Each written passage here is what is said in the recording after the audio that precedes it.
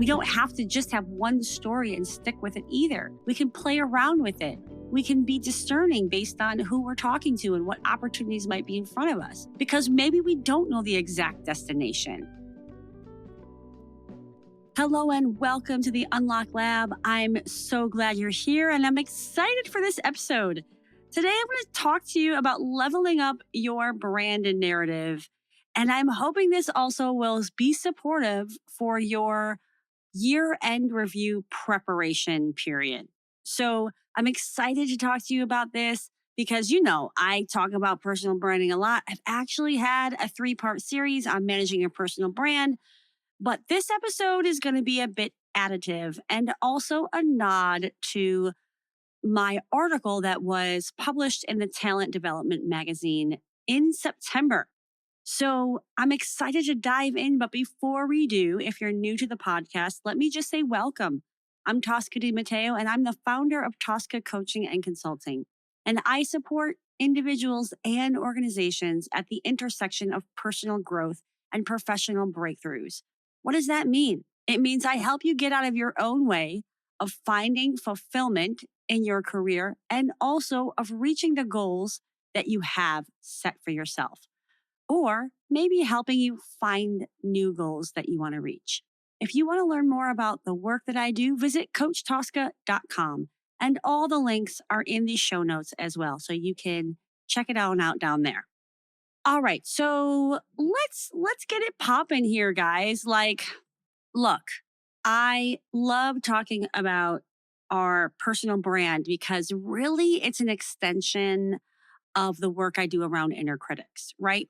First, we have to clear what's in our head that's not serving us so that we can then create a new narrative that we tell ourselves, but also that we share with the world. So this is really that external facing, how do you level up your brand? As you know, with me, it's never about that surface level stuff.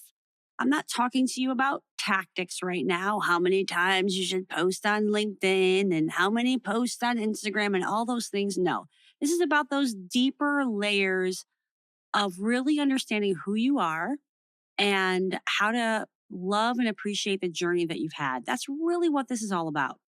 So listen, I mentioned that I have published an article in the Talent Development magazine, and you can access this article by visiting my website in the Media and Publications tab. And you can also find the link in the show notes. So I'm not verbatim going over that article in this episode, but I hope you do check it out. I hope you share it with friends and colleagues because I think it's game changing. It has the potential to change the game in your brand narrative if you actually do those things that I mentioned in the article. So I always like to say, right, that you always have to be managing your brand narrative because if you aren't managing it, somebody else is. And now is an especially potent time for this conversation because you can do a lot of preceding and pre-work as it relates to year-end review time. Because let me tell you, the worst thing that can happen is if you get some surprises in your year-end review. And I know not all of that's in your control, right? It depends on, are you having open and honest conversations with your leadership? Are they letting you know how they feel about your performance? Are you in regular conversation? I sure hope that you are. And if you're not, now is the time to start. Let me tell you, it's never too late. Now, before I dive into all the content, I actually wanted to share with you the story about the article that I mentioned. I wanted to tell you about how this came about because I think there's some life lessons in there as well. What happened is I applied to a speaking opportunity with the Association for Talent Development, and I didn't end up getting an opportunity for this particular conference in this particular year. Interestingly, however, somebody from their editorial team reached out to me wondering if I wanted to write an article for their magazine.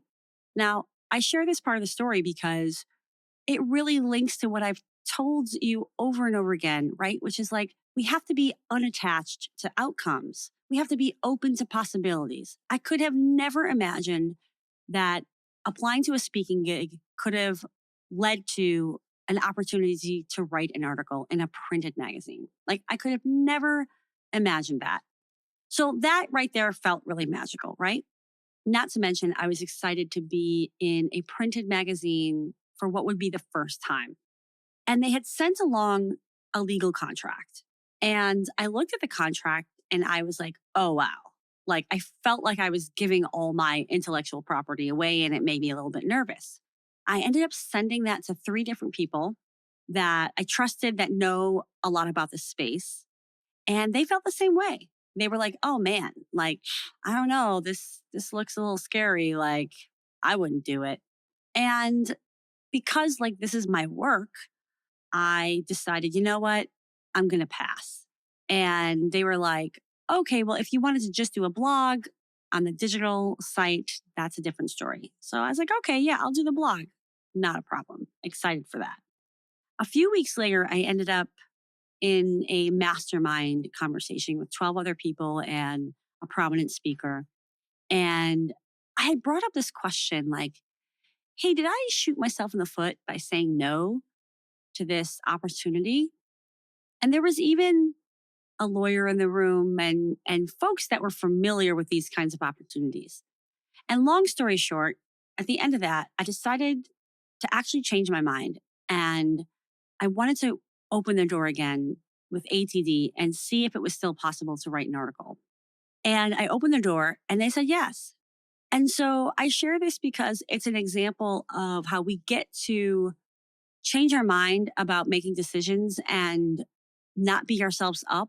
We're doing the best we can at every moment, right? So whether that's you saying yes to a job that didn't work out, or that's whether you turning down a job because you just didn't feel like it was in your best interest, just trust that whatever the path is meant to be, that's what it will be. And it's going to be there for you.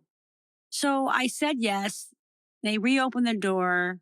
And then I also enlisted some editing support from a dear friend of mine so that when I submitted it, I was putting my best foot forward. And what I love about the support was not just the structural stuff, the content stuff, but this dear friend of mine, and her name is Holly Corbett. She's a Forbes contributor and she's a writer and an author of an amazing book called The Lost Girls. She reminded me not to shy away from my unique voice. And I follow that advice because it's so easy in this world, right? Of trying to influence others and show people that you fit in or whatever, right? That we can actually dilute ourselves or we can water ourselves down. And that really minimizes our superpowers and everything that we have to offer. So I say that because whether it's you walking into an interview, whether that's you walking into your year end review, you get to show up with exactly who you are and trust that that is enough. It's more than enough. And that actually being who you are is the ticket to everything that you desire. So thank you for listening to that part of this story about how this particular article came to be, because I think there was just a lot in that to share with you as my life lessons. And now that it's out there, I'm just like so excited for you to read it because I gave it my all. I'm giving you all that I know about how we get out of our own way and up level our personal brand. So I'm going to share a few key things about that. Now, the first thing, and I talk about this in the article, the first thing you need to know about upleveling your personal brand is you must understand what narratives that you're telling yourself about the past that are wrought with some stickiness and unresolved pieces. The first thing you have to do is make sure that you are asking yourself, what needs healing from the past still? What else do I have to let go of? What else do I have to forgive? You know, there's a lot of traumas that happen in the workplace, big T, little t. There's a lot of things that hurt. We can often have regrets. And by moving through these emotions and seeing the lessons that you learned, it can be easier to tap into the truth of your beautiful journey, to discover renewed confidence in the path that you've already had. So that's the first thing I wanted you to know. The second thing I want you to know is that if you have done a bunch of different stuff, if you have bounced around in a lot of different jobs in your career. Maybe you've been somewhere for 2 years. Maybe it's a year and a half. Maybe it's 3 years. And if you have a lot of different interests, you will still be able to find a beautiful arc in your story. There's a lot of people that I've come across and people that I've supported in their brand narratives that feel like their Achilles heel is that they have a lot of interest, they haven't stayed in places, as long as others. And none of that is true. The story that they told themselves is that somehow they did it wrong or that they weren't doing the journey right, that they have something to apologize for. And that's absolutely not true. So I want you to know that if this resonates for you, if you're like, oh, yeah, like I feel that way about my journey, the key to get yourself out of that mentality is to find the themes in your interests and in your career journey. And that requires you to go very deep into your past and in reflecting on your jobs. And actually, my article does walk you through the CAR process. I'm not going to get into all that in this episode, but know that there are themes in what you're passionate about, what your expertise is, what your skills are. And if you don't think that's true, call me. I'll give you a complimentary call because I know you have themes. I bet my life savings on it, in fact. And the second piece here that I'm sharing with you is that trust that there's a beautiful arc in your story and go on the journey to find it so that you can stop telling yourself all this bullshit about like what it means that you've had the journey that you've had. All right, I'm going to put a pin in that, but clearly I feel strongly about that one. Okay. I mentioned at the top of this episode, right, that like if you're not managing your narrative, somebody else is. And the reason why I wanted this episode to drop now is because you have the opportunity to influence the narrative of your year-end review before your boss even starts to write it. Now, no matter what the process is at your company, whether you're supposed to write a version of your review or your boss is supposed to write it and you're supposed to comment in it, it doesn't matter. My advice to you is you write your own review. You look at your goals and your objectives and you outline the impact that you had on those things and the impact that you had. Maybe that's not on that list, but that was above and beyond. Maybe it's the volunteer stuff you did. Maybe it's the extra initiatives you took, whatever. But I want you to do this now so that you can start to plant these seeds and have these conversations with your leadership so that they remember, oh, right, these were the results. This is what you did. This is what you overcame. You don't have to wait until that actual review to have these conversations. And in fact, having them in advance can be less stressful for you because you're not putting all this pressure on what it means, what that means your rating is, what that means your raise might be, like all the things. It just becomes an opportunity to have a conversation, to share your successes and your wins and what you're proud of in the past 10, 11 months of the year. And the same goes for if you're an entrepreneur or you have a side business. Review yourself, celebrate yourself, honor where your opportunities are, honor what you've accomplished, and update your resume. In fact, I had a conversation with Jean Stafford. She's a coach and she's a speaker, and she counsels entrepreneurs to update their resume every 6 months. And I was like, yeah, that makes a ton of sense. Like I updated my resume a couple of years ago, but it's been a long time. And it's powerful to put it on paper and to kind of recap where you are and where your business is and what you've done. So I hope that you take that one small step of starting your review this week. Are you committed? Will you commit that to yourself? I think it's a real game changer. If you do, let me know. Let me know. I'm rooting for you. This fourth piece that I want to share as we uplevel our brand narrative is that it's important to have a sense of where we're going. But you do not have to have that figured out all to the gnat's ass. Pardon the expression. The idea is by having a sense of where you're going, by having a sense of what you're most passionate about now, the narrative that you're going to be crafting for yourself, that up leveled version, is going to be with a sense of where you're going as opposed to from the perspective of your past, right? So let's just say I have experience in accounting and marketing.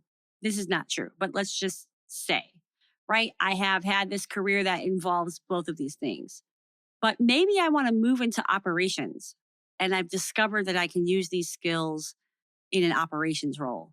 Then what I can start to do is write my brand narrative from a perspective of doing operations work. And that narrative is going to look much different. And it's going to be leveled up because it's going to be more aligned with where I'm going versus where I've been. Because you're going to pull out the thread of your narrative based on where you're going. Because let's just be honest, we all have multiple threads that we could tell. Let's just take the truth of my experience, right? Like I could tell you a story about retail and consumer packaged goods and how that supports the work I do to help people with their narratives. I could pull out a story of transformation and impacting culture and how that helps me to help teams move culture along. But I can pull out many different themes based on where I want to go or who I'm talking to. But it's about being very, very aware of the choices that you have so that you choose the one that's going to support you with that immediate next step you want to take or that next conversation that you want to have. We don't have to just have one story and stick with it either. We can play around with it. We can be discerning based on who we're talking to and what opportunities might be in front of us. Because maybe we don't know the exact destination. But if we have a sense of what lights us up, this is enough to go on to have conversations where other people will feel lit up because you feel lit up. You picking up what I'm putting down here? All right. So let me move on to the fifth thing. And this is very important, and there's probably going to be a lot of resistance to it. But you do not want to do this work in a vacuum. And I talk about that in the article. That it is very hard to uplevel your narrative when the only person having this conversation is you with yourself. Because looking at things differently, having a different perspective is hard to do without someone reflecting, someone being a mirror for you. And that's why I love doing this work with my clients, because usually in that process of transformation, in that career transformation process, it's not just about looking at the behaviors and the thoughts that are holding people back, but it's also about the narrative that's holding them back. So, with just about all my clients, we end up doing work around brand narrative because I know that they need a mirror and a reflector to help them see just how powerful they are and to see the beauty in their journey and the threads of their journey and the themes of their journey that they can start talking about in a different way. So, whether that's you grabbing your friend, you hiring a coach, you signing up for some, program that offers deep reflective questions with hopefully some mirroring support, I definitely recommend being in conversation, in exploration, and experimentation with the stories that you tell. Do you need a new narrative for that next role? Or maybe you've just landed a new role and you want to articulate your brand narrative in a new way. Maybe your actual entire team needs a new narrative about the role that you play in the organization and what's next. If any of this resonates for you, I'd love to have an exploratory call and see how I can support you. You can visit my website under the contact tab at coachtosca.com to learn more, or check out the show notes to schedule an exploratory call there. The work that I do is to support you in getting ready for the new chapter or the new era, whether that's personally or whether that's for your organization. I look forward to chatting with you and up-leveling your brand narrative. All right. And the sixth thing is the final thing that I'll say. I think that for a lot of people, when you say brand narrative or personal branding, it feels heavy, it feels hard, it feels stressful. I don't believe it has to be, and I don't believe It needs to be. And sometimes this happens when we're just not in the headspace where we can look at this. Maybe you just got let go of a job and you went head first into updating your resume.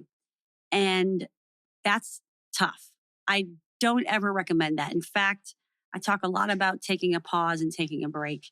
I share that in a recent episode, even about what to do, like when you've lost a job or you left a job, but you feel uncomfortable in this in between place. The reason why I'm bringing that up is because it's okay to take a pause. It's okay to say, I'm just not in the mood for this. It feels heavy. So wait till it feels lighter and find new ways, perhaps, to do this work. It doesn't have to be in front of a computer. It can be with crayons. It can be with construction paper. It can be, oh my God, I'm having like kindergarten flashbacks. It can be using images and shapes. It can be markers and a whiteboard of looking at the timeline of your career path. So find your way into it that helps you think differently, that helps you see things differently, and that helps it feel just a little bit lighter in recognizing the beauty of your journey and the excitement of what you're looking for next. I hope that this has been helpful for you to think a little bit differently about what it means and what it takes to level up your personal brand. And I also hope that you take a look at the article that I wrote, because there are specific journaling prompts, there's specific actions for you to take. And I'm just excited for you to check it out. And I'd love to hear from you when you read it to see what really landed, what you tried. I'm very accessible. Again, you can find my contact information both on my website at coachtosca.com and also in the show notes. Let me also share with you something that might give you a little bit of solace. That is that I'm a trained marketer, right? I've been doing messaging and marketing my entire career. And even for me, I have to constantly do this work of leveling up my narrative, whether that's in how I articulate my services, whether that's how I articulate the credibility I bring to the spaces that I'm in. Maybe it's even my imagery, right? My photos. Maybe it's in the arena of updating who has trusted me, which clients, which organizations. There's always opportunity, right? To let people know who you are. And even I have to get a perspective from other people to better understand what I bring to the table, because I need to know what other people's reactions are to me in order to best position myself and best talk about myself. I share this to say, this is not an easy process for me either. Like, how do you differentiate yourself in the marketplace? How do you really share the essence of what you do without writing a 5-page paper, right? Like, it's a process. So give yourself some grace and space, and know that it's always easier for you to react to what other people say about you than to start with a blank page. So that could be a beautiful starting place for you, is to start with what other people have to say about the value that you bring. So I just wanted to share that little tidbit, and just know that this is a skill set that you'll be growing for the rest of your life. It's not static. It's never done. It's continuous. There is no perfectionism here. Like, there is no such thing as the perfect brand narrative. It's only about getting closer and closer to articulating the essence and authenticity of who you are and what you bring to the table. And I'm excited for you to get even more excited about that for yourself. My hope and my goal of this conversation today is that you don't put this off. My hope is that you realize, yeah, like I've got to take a look at this. There's so much more that I can do, and I don't have to do it alone. That's what I hope I leave you with. All right. Well, thank you for joining me in the Unlock Lab. I look forward to seeing you next time, and ciao for now.